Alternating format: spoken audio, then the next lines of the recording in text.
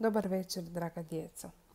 Nismo se malo duže vrijeme čuli, ali nemojte misliti da sam vas zaboravila.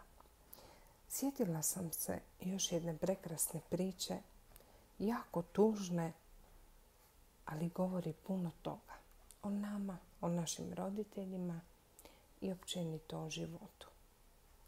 Zove se Djevojčica sa šibicama. Vjerujem da ste svi čuli za tu priču. Govori o maloj siromašnoj djevojčici koja je nastojala prodati šibice jer je to naredio strogi otac. Nije se smjela vratiti kući dok to ne bi učinila jer bi dobila batine. No, neću sada sve ispričati. Znate da je to priča od Hansa Andersena i da je to jedna od njegovih najpričajnijih bajki. Pa krenimo. Znači, priča se zove Djevojčica sa šibicama. Jednom davno u jednoj hladnoj noći jedna mala i jako siromašna djevojčica hodala je mračnom ulicom. Bila je novogodišnja noć, večer prije nove godine. I padao je snijeg, ali mala djevojčica nije imala ni kapu, ni šal, pa ni cipele. Toliko je bila siromašna. Iz kuće je krenula u majčinim papučama, ali su one bile prevelike za njenu malu nogicu, pa ih je izgubila kada je u strahu pretrčala preko ceste kako je ne bi pregazile jureće kočije. Djevojčica je tako bosonoga hodala gradom i prodavala šibice. Nosila ih je u svojoj staroj kecelji, a jednu je kutiju držala u ruci, nudeći je prolaznicima. Šibice, šibice, kupite šibice. Danas nije uspjela prodati ni jednu jedinu kutiju. Bilo ju je strah vratiti se kući bez jednog zarađenog novčića, pa je nastavila lutati gradom, nadajući se da će što prije nešto prodati. A bilo je jako hladno. Djevojčica je bila pokisla i posve promrsla od hladnoće. Snijeg je non stop padao po njoj, ali ona to nije osjetila jer je više od svega bila jako gladna. Cijeli dan nije ništa okusila. A činilo se da neće moći tako skoro jesti jer ništa nije prodala. Hodajući tako gradom, mirisala je hladan zrak ispunjen mirisima pečenja koji su se posvuda širili. Na staru godinu mnogi su ljudi pekli guske, a pomisao na lijepo pečeno meso u djevojčici je samo pojačavalo glad.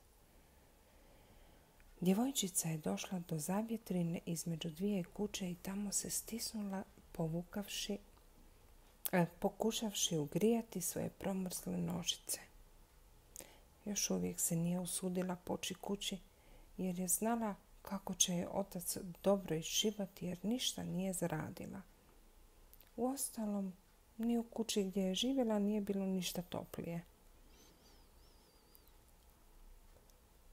Djevojčica je živjela u potkrovlju gdje je stalno bio propuh, a hladan zrak ulazio je kroz rupe u krovu, iako su ih bili začepili krpama i slamom. Djevojčici su hladni prsti posve ukočili. Pomislila je kako bi bilo lijepo zapaliti jednu šibicu da se ugrije umjesto vatre. Zato je izvadila šibicu i kresnula je o zid. Topli plamen zasvijetlio je pred djevojčicom, a ona je obujmila prste oko plamička, ali onda primijetila kako gori neobičnim plamenom.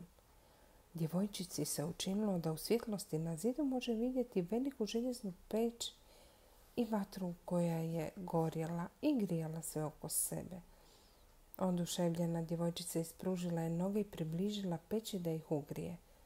Ali onda se šibica ugasila, a peć je nestala. Djevojčica je ostala u hladnoj uličici s izgorenom šibicom u rukama i po njoj je još uvijek padao snijeg. Sve je samo zamišljala. Tada odluči zapaliti još jednu šibicu. A kada je zapalila drugu šibicu, u odrazu svjetla djevojčica nije vidjela samo veliku peć, već veliku toplu prostoriju.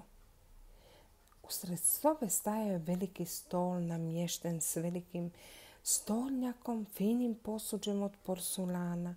Stol je bio pun fine hrane, ali djevojčici je prvo za oko zapela velika i sočna pečena guska.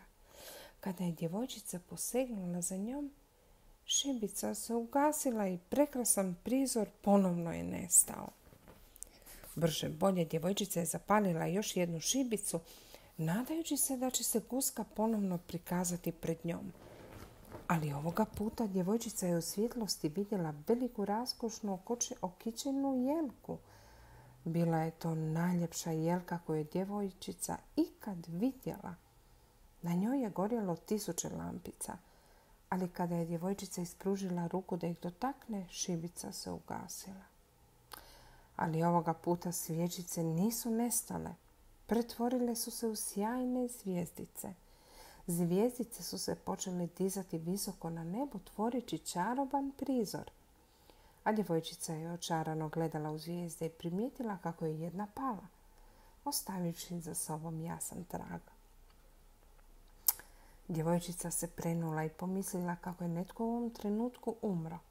Jer kada je bila mala, njena joj je baka rekla da kad padne zvijezda znači da je nečija duša otputovala na nebo.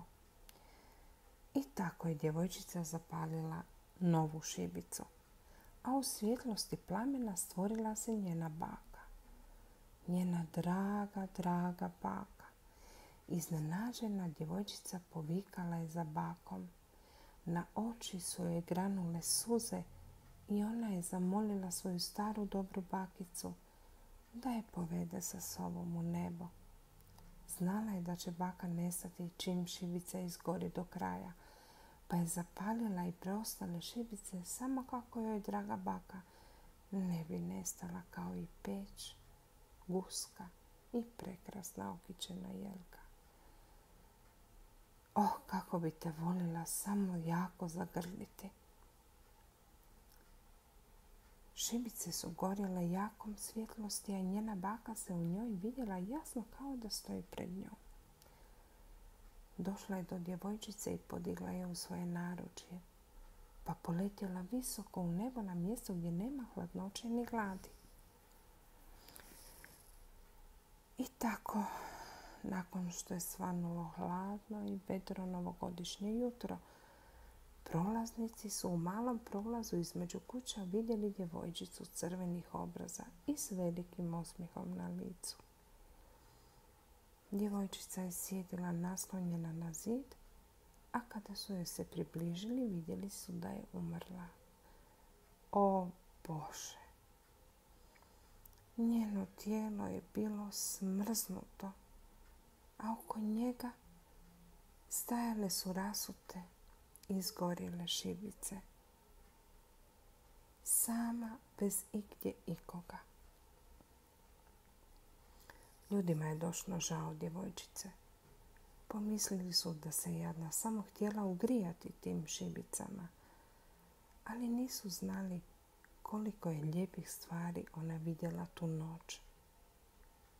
A onda otišla sa svojom bakom na jedno ljepše mjesto, na nebo.